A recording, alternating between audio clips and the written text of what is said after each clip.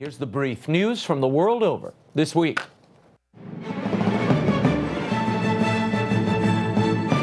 Donald Trump and U.S. House Speaker Paul Ryan made nice in their much-anticipated Thursday meeting aimed at unifying the Republican Party. Some establishment Republicans have been slow to embrace the presumptive party nominee for president. Speaker Ryan is among them, reserving his endorsement of Trump. The two issued a statement describing their meeting as a very positive step toward unification. The statement suggested that both men are invested in tamping down the Republican infighting as they try to pull the party together in their fight against Hillary Clinton and the Democrats in the fall. And speaking of Hillary Clinton and Democrats, somebody forgot to tell Bernie Sanders that the race was over. Sanders crushed Clinton in Tuesday's West Virginia primary, 51 to 36% of his second victory, or for his second victory, in many weeks. If Sanders' momentum among primary voters continues, Clinton will need the support of the Democratic Party insiders, the so-called superdelegates, in order to secure the nomination. Up next for the Democrats, Oregon and Kentucky vote on May 17th. And the transgender restroom wars escalated this week. The U.S. Justice Department and the state of North Carolina are now suing each other over the state's recently passed law. It requires men and women, boys and girls, to use the respectively assigned public restrooms. In a statement or press conference on Monday, U.S. Attorney General Loretta Lynch charged that North Carolina's law amounts to state-sponsored discrimination against transgendered people. Also on Monday, Governor Pat McCrory filed suit insisting that the federal government clarify civil rights law. He further said the Justice Department's position is blatant overreach. I do not agree with their interpretation of federal law.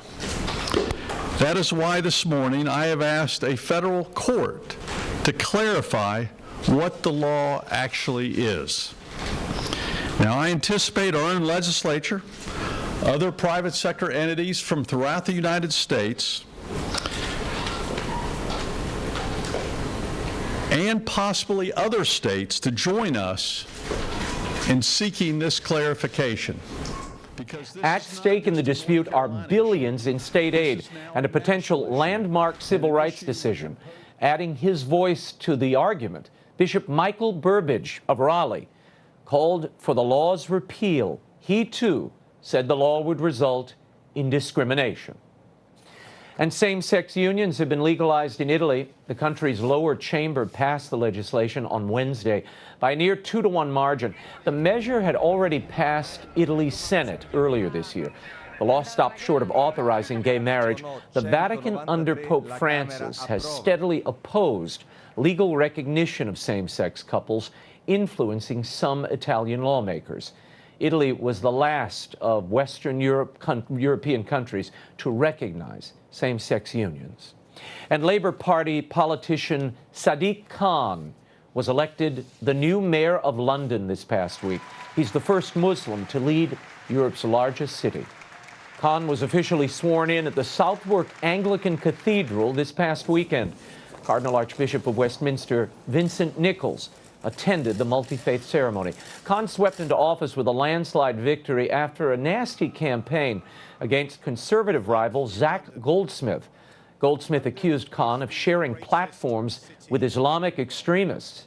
Khan said he was himself a British Muslim who will take the fight to the extremists. More than 1 million Muslims are Londoners. Elsewhere, violence is again escalating in Iraq as Baghdad saw its deadliest day this year. The Islamic State set off 3 car bombs, killing 93 and injuring more than 100 people across the Iraqi capital Wednesday. The separate bombings came at a time of turmoil and deadlock in Iraq's government and parliament. The Interior Ministry blamed the attacks on political bickering that is increasingly threatening the security of the civilian population. More on Iraq's deepening crisis and the plight of Christians there later in the show. And some big news coming out of Rome. Could Pope Francis be opening the door to female deacons in the church?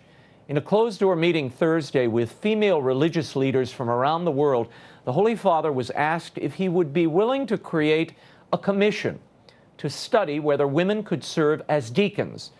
The Pope said he was open to the idea, saying, quote, "I accept. It would be useful for the Church to clarify this question. I agree," end quote.